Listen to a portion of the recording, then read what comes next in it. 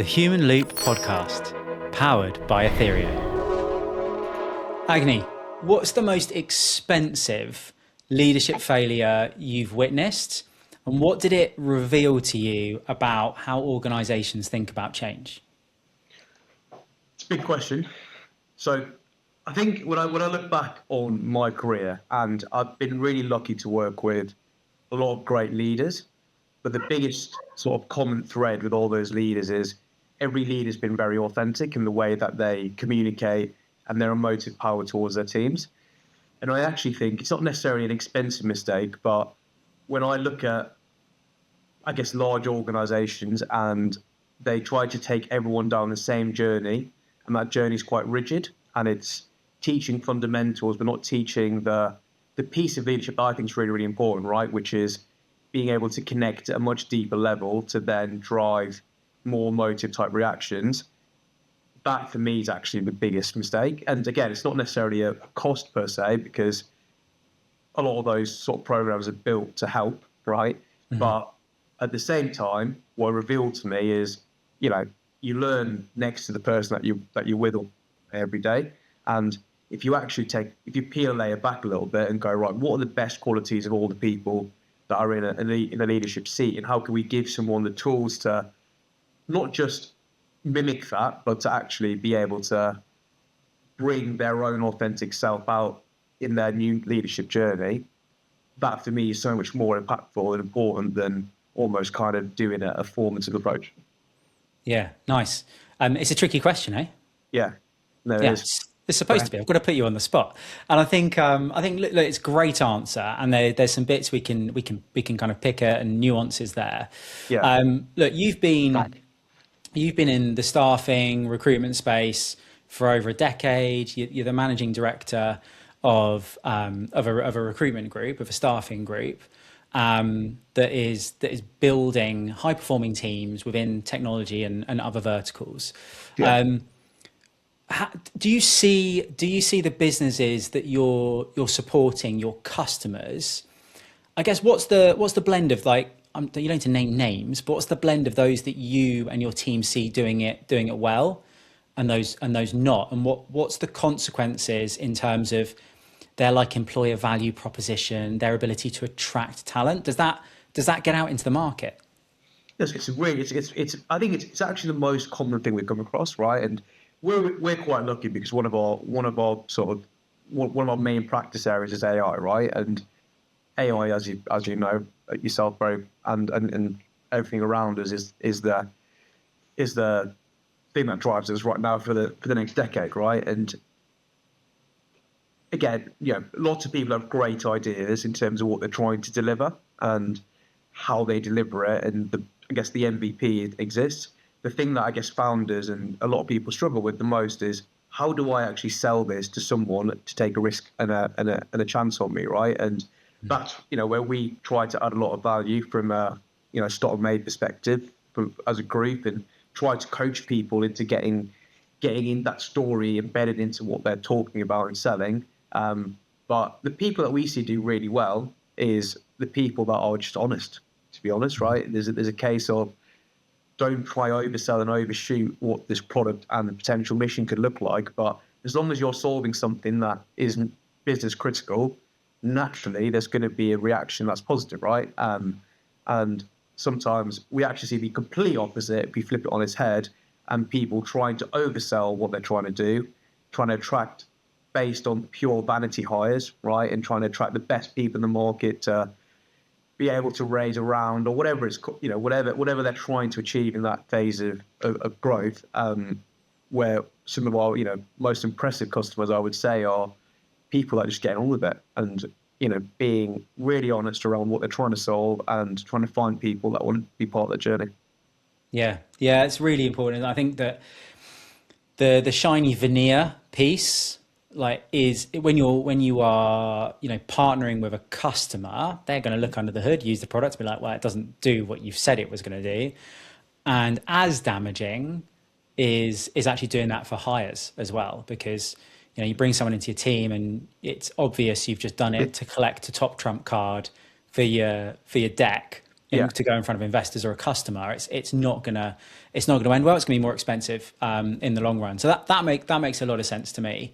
And I think that added value that you at Stotton May provide, like, just shows in terms of how how you're capturing that marketplace, but also I'm really interested in, like, you talk a lot about the metrics around just like speed Yeah. to hire. So you're able to bring like the best, most appropriate talent to those organizations really quickly. So how are you and your team doing that like that effectively in such a short space of time? What are you having to do up front with customers?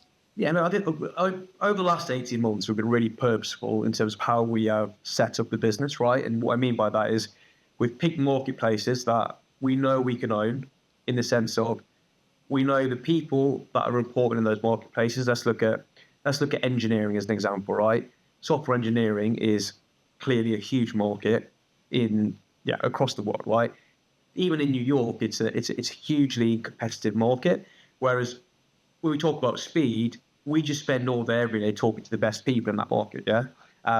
And we also don't necessarily waste time with people that don't want to communicate with us, right? Because like there's an element of being very good at delivering at speed, and also there's being a busy idiot to an extent. And we've been really, really clear with the way that we've built the business and the way that we go to the market of, right, if you want to partner with us, we can help you get there. This is what we need from you. And I think that, again, that expectation setting to your second question before, right, is so key, because if someone doesn't want to be helped, and what I mean by that is they don't want to help you in that hiring experience, and they're just trying to go for that vanity hiring, but give me the best people, and yes, we might work with you. That isn't a true partnership. Whereas if we can help really involve the journey when it comes to selling and be part of the closing and everything else that comes with a general recruitment experience, we're also able to influence the people that we know really well, right? The communities that we've built in New York, San Francisco, et cetera, and give them and the candidates a story that they trust, right? We spend a lot of time out of the office, right, speaking to people in networks and events, all the rest of it, all the stuff that is, innately recruitment led to an extent, right? But yeah, I'd say speed to market is so important to us because ultimately, it's a fast moving world, right? If we're not able to do that, then our value proposition is completely, if not unjust, but it doesn't, it's not as impactful. Yeah, completely. I think a lot, like you kind of were about to say, I think a lot of that stuff is common sense. Yeah, exactly. But it's amazing how often common sense isn't common practice. Yeah. And I think one of the things that I really admire you and your team for what you've done in the last 18 months is that kind of first kind of fundamentals, build the foundations, repeat, do the right things. There's a very there's method to it, Yeah. which is really, really clear. I'd like to bring us on to AI. So the Human Loop podcast is all about us as humans interacting, right at the rock face of where AI and humans can multiply more performance than we could on our own. What part is the adoption of AI within your business and your practices? Where are you at on that journey? I mean, we talk about it all the time, is the answer, right? And we have done for the last 12 months, particularly as a group and also as a US business. AI, the way that I personally view AI is if you don't adopt it, you're going to be left behind, right? And that's, again, common sense to our chat earlier, right? And I think how AI impacts recruitment is really, really interesting. And that comes from rec tech tools to even the day-to-day, how can we speed up some bits that maybe we weren't able to do before, right? 10 years ago, whatever it is. So I'd say we're probably 60 to 70% of the way there. And the reason why we're not 100% of the way there in terms of adoption is because I don't think anyone is, because there is so much more to do, right? And we are definitely leaning in when it comes to AI. And we're also very lucky to be at the intersection of AI from a industry perspective, right? So we are able to have a bit of a cheat code in terms of, what should we really be putting on time and money and investment into that we believe as a business, and our guys can see on a day to day of what's being built. But I'm really excited for the journey, right? I think there is so much that we don't know that can positively impact our industry. But yeah, I'd hang my hat on everyone in our business utilizes AI in some way, shape, or form on a day to day. How we then actually build a process there, right? And what does best practice, what does good look like for us from a recruitment lens? That is yet to be determined, I would say. Okay.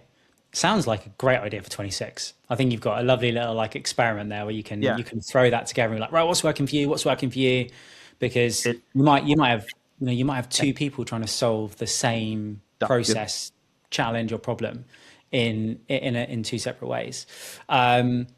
You also do have that unfair advantage that actually a lot of your candidates and clients are in this space. Yeah. So yeah, like you leveraging that experience and those opportunities, I imagine, yeah, your team are seeing insights into all sorts of great use cases for AI in the flow of how you're operating day to day. Well, I've had some pretty wild ideas in my head in terms of what good could look like, but I'm not sure yet. That is a viable option. But I have voiced them to a few researchers, so maybe, who knows? Okay. In a different light.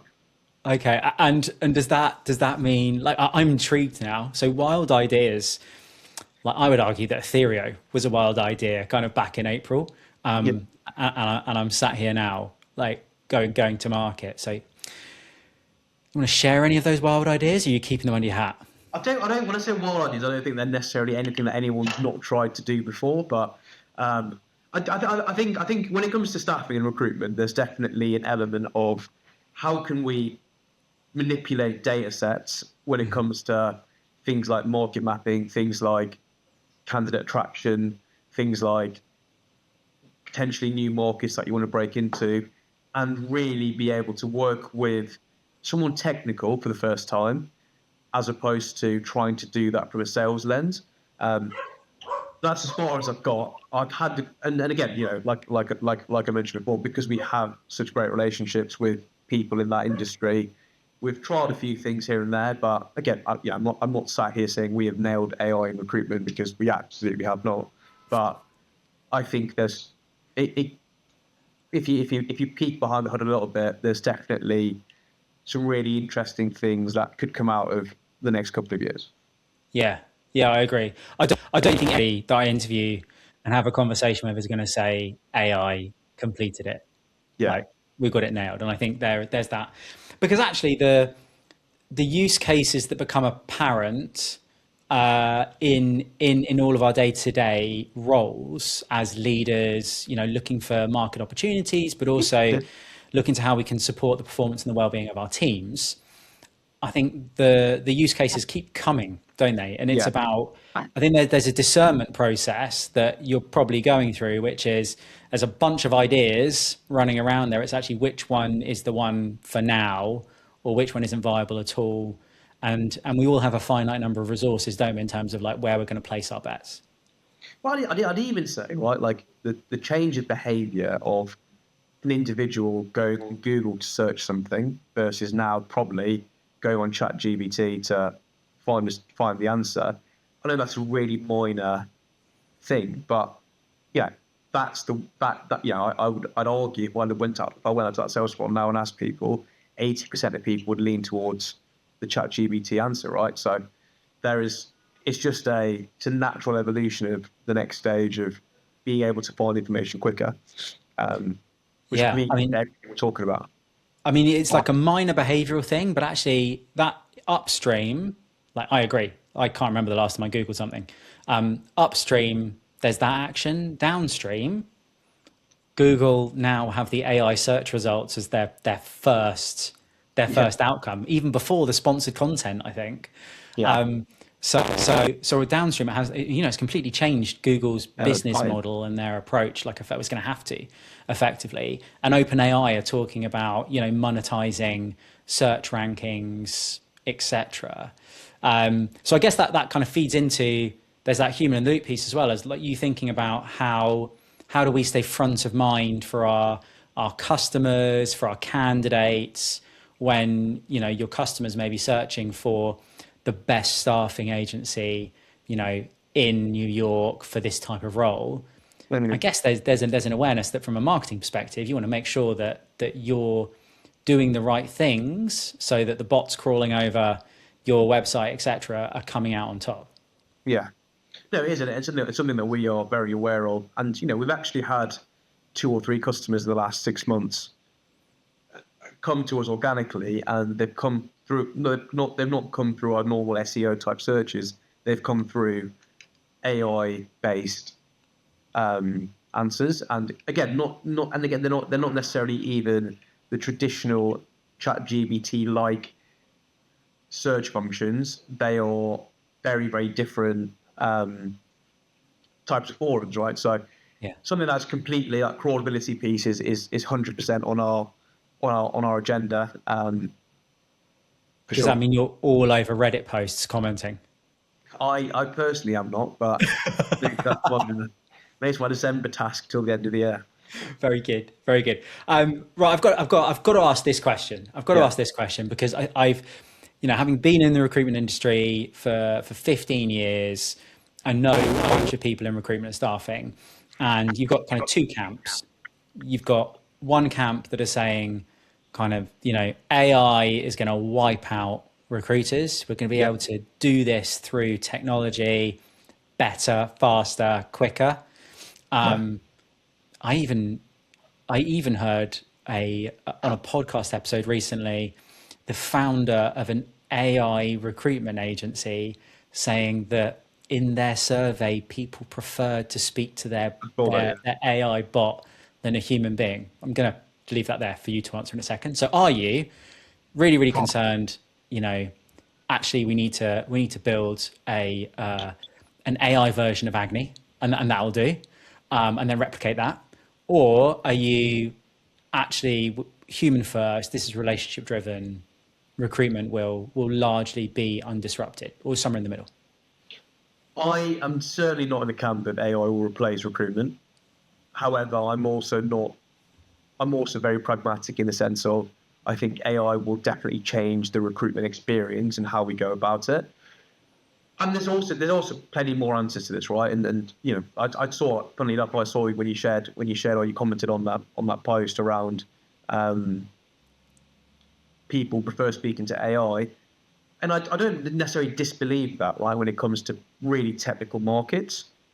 But that exists in an intersection of recruitment, right? It's not across the landscape.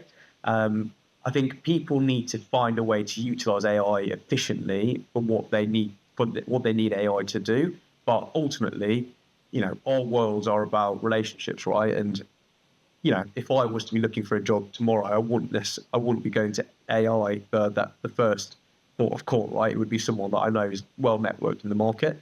And that's what I hope and believe, and I think that will never go away. The thing that I think will change is people need to be operating in the right markets, right? If your market is truly a market where there is a need for business critical talent, and you can be a true SME and hold relationships as opposed to try fill jobs, you will survive to an extent, right? I think people that are not necessarily looking at the right types of markets where things like, job boards, maybe as an example, can provide really good results. There's an argument there that AI could help Yeah. sort of take away market share. Whereas if you're in a relationship driven market, it's going to be pretty hard to go away, right? You can stick around for a long time. That's my viewpoint on it. But again, I don't sit here and say, do I think AI will not disrupt the market, because I think it absolutely will. And I know there's plenty of people out there trying to eliminate that associate consultant to whatever level they want to talk, whatever they want to call it. But ultimately, I get annoyed after about 3 seconds of speaking to an AI bot on a call. So let's just hope people feel the same way as me. This isn't me. This is my avatar running this podcast. I'm off playing golf. I am not. No AI was hurt in the making of this podcast. It's really, I find it really interesting. And that particular podcast we're talking about, which we're both trying not to name, actually, like, the podcast is brilliant. I just took umbrage, I guess. Yeah, I have a different perspective that I'm seeing. What's your viewpoint on it? Yeah, great. I'm really happy to nail my flag to that particular mast. So what do I see? What do I see? So I, having grown a business from scratch that is a professional services business delivering, services, and now, launching a product-led tech business, I'm interfacing with, what a crappy phrase. I am talking to like HR directors, CEOs, MDs, lovely people like you. I get to have conversations with people like you. And we get to talk about how, I've never beaten you at paddle in the last 2 years. I'm going to bring that up now, okay? So we can get that out of the way. End of that conversation. But we get to have those conversations. And a lot of what I see working in the sales, the value exchange, the marketing area of business is people are moving away from doing business over email, doing business even over LinkedIn. There is a need and a desire with AI helping us and proliferating our ways of working to improve our processes, improve the speed and accuracy of a lot of our work. What I'm observing is that I think more people want to spend more time with other people with that free time. I say free, the time they've bought back. Because I get calls, I must get 3 calls a week from a certain big recruitment agency, which is a bot saying they've got me a role. Now, I'm completely unemployable. But that gives you that, I said it on another podcast, like an ickiness. Yeah. And I think where AI is used poorly, it completely destroys credibility and trust. And I think the currency of the next 3 to 5 years in doing business with other business people is going to be, do I think you're credible? And can I trust you? And I think overuse of AI and misuse of AI to try and speed that up, or to try and just drop a load of DMs or emails into the top of the funnel, I think it's going to get you closed down in terms of credibility and trust. Yeah. It's funny you say that, actually, because when I think about this year, right, as a group across all of our industries, energy, infrastructure, technology, the thing that underpins it all is actually face-to-face interaction. All of I'd say 98% of our business has come from being in front of people. And like you say just then, right, once we've been able to build that trust layer, then the 2%, maybe let's call it 90%, the 10% comes from referrals, right? So, I think that's nail on the head. We like you, right? There's so much out there in terms of automated type of outreach and all of this type of stuff. But when some of the guys go speak to engineers face to face and they look at their LinkedIn recruiter inbox, I mean, it is mental. There's about 300 messages in the last 3 hours, right? So it's impossible to differentiate unless you are front and center in that market, whether that is in person and or you're doing something that people aren't doing. Yeah, and I think, and LinkedIn are going to have to do something about that. Yeah, because they have a core, they're a cornerstone of the recruitment and talent industry. Yeah, and actually, if you've got your kind of top tier users, which is the recruiting staffing world, finding that some of their products are getting blocked because of misuse, etc. They're going to have to do something about that. And I also think there is a prevalence at the moment of AI bots crawling over LinkedIn, commenting on people's content Oh to yeah, try and gamify it. Like, it's massive. Yeah, and it's also so obvious, though, isn't it? That's the sad reality of it. Is when I'm sure you must get it all the time, as do I. When you get some random person in the middle of nowhere commenting about how they think it was a great idea to go on a team like ours. I mean, it's quite obvious that person is not real, right? So Yeah. there's 100%. I think the less, again, it kind of goes back to my point about being authentic. The less people trying to be less authentic from a personality perspective on LinkedIn and on the social platform medias and how they go to market and build their personal brand, the bigger this problem begins to creep up. Yeah, and I think then actually there's a reverse to that, isn't it? That you can differentiate yourself and you can get your team to differentiate themselves by being really human. Yeah, exactly. And being really authentic and having personality and having character. And I think there's an interesting bit we can go on to, which is, I was thinking, if I was a hypothetically, if I was an AI native SaaS business that had just got some funding and was looking to grow a team, hypothetically, what would I look for in my recruitment partner of choice? Yeah. And I think I would look for two key things. The first one is does this person have credibility in their marketplace, track record, like demonstrable track record, and do I trust that? That would be my first kind of filter. And then the second filter is, tell me how you are utilizing best-in-class AI-enabled tools right now to find me the most appropriate talent and the most appropriate value-add information so that I can land them really successfully over your competitors. And I think that puts that human in the loop bit. It's like the human has to come first. Yeah. But then I think purchasers of services and products are now getting even more canny to be like, but tell me how you do it better and you're using the 21st century shovels better than your competitors. Yeah. No, and I think that's completely fair, right? And hopefully, I think I feel confident that we are on that journey and we're able to articulate an answer there that most customers would feel happy with, whilst, again, putting the human element first at all given points, because that's our SME, right? The way that we've built our business is that we've hired people that we really trust in their markets to be the best in that market. So I think selling against that in any case is always going to be a detriment to us. But how we then make those people a lot better and give them a talent pool based on, like you say, AI tools that we put a lot of investment into RecTech here, right? There's always a huge ongoing conversation about it.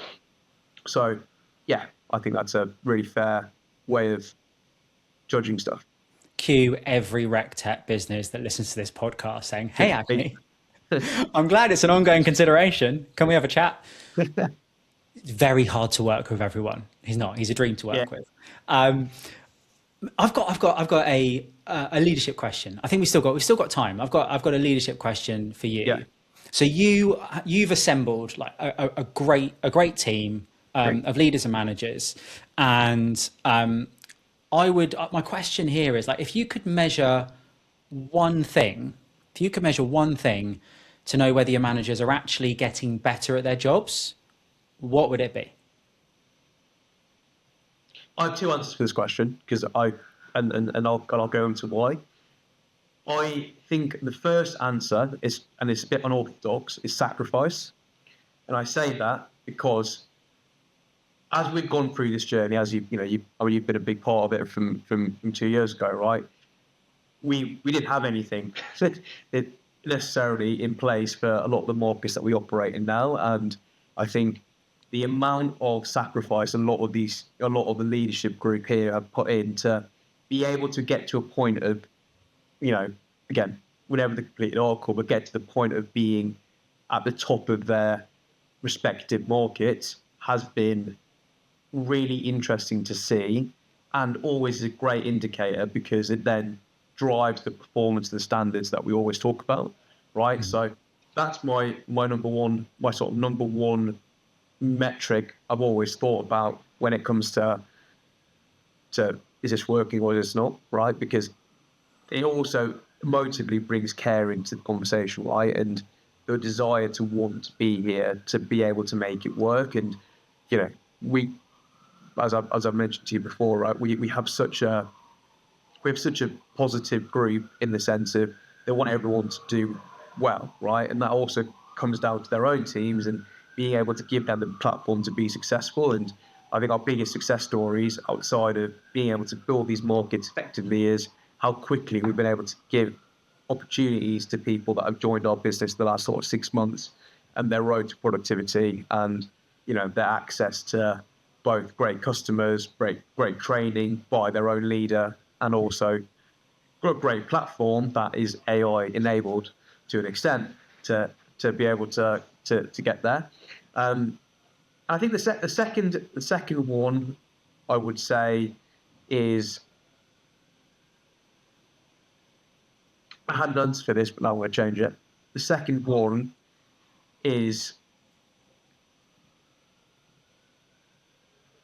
the second one, and again, a little bit on all about 10, is how challenging they are as a group, right? And I think best conversation, best change comes from people not standing still, right? And again, as a relatively new leadership group, and when I say new, I'm talking over the last 18 months, it's very easy to not have a voice, right? Because you don't need to.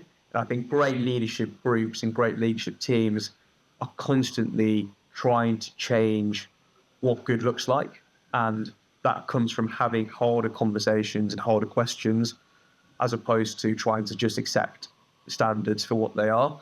And as long as we're evolving every day as a leadership team and trying to change things for the right reasons, that for me will always be the sort of the thermostat to, right, are we doing things right, or are we starting to get a little bit comfortable?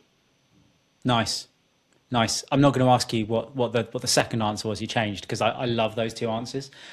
So sacrifice, yeah, putting other people first. Yeah. I think it was Simon Sinek, his book Leaders Eat Last. You read that? Actually, yeah, no, I'm not finished it, but I am reading it. I'm Yeah, also reading another book, so. Yeah. No, it's a great book. And actually, that philosophy, I think it's the Marines, U.S. Marines. Actually, the leaders it does that sacrifice. Feed your troops first. Yeah. Is so powerful in a number of ways. It's great self-discipline.